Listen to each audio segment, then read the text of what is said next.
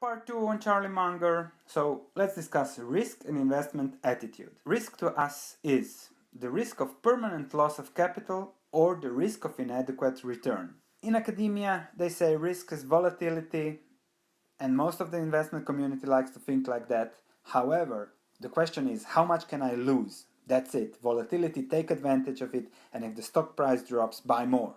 Using a stock's volatility as a measure of risk is nuts.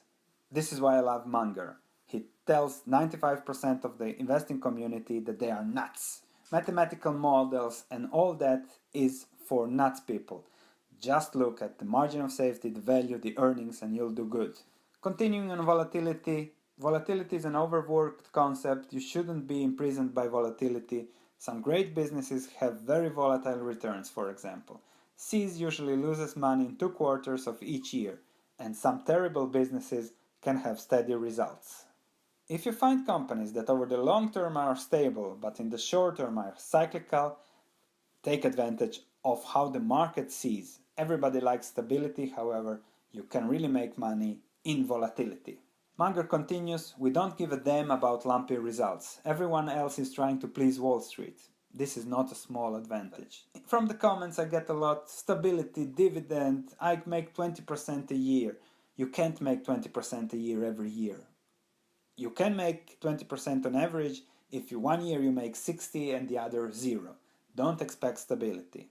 A lot of judgment, a lot of discipline, and an absence of hyperactivity. I think most intelligent people can take a lot of risk out of life. Very simple.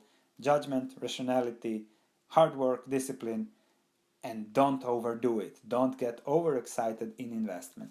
Each person has to play the game given his own marginal utility considerations and in a way that takes into account his own psychology. If you don't like losses, if losses make you miserable, avoid investments. Very simple.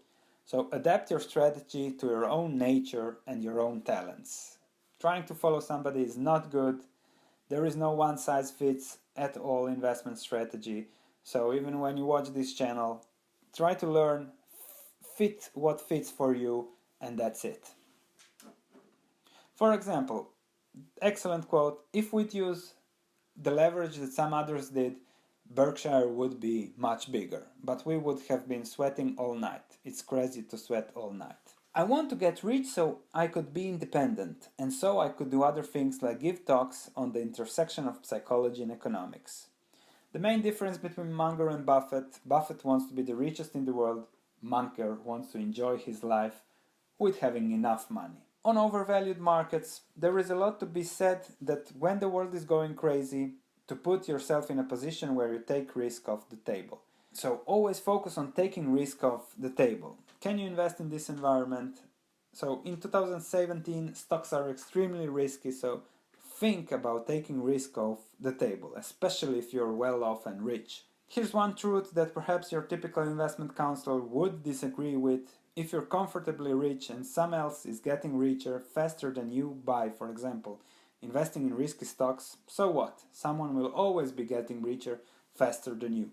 But don't risk to lose your shirt to run after other people. Very important quote.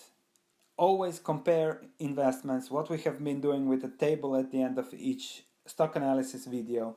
Intelligent people make decisions based on opportunity costs. In other words, it's your alternatives that matter.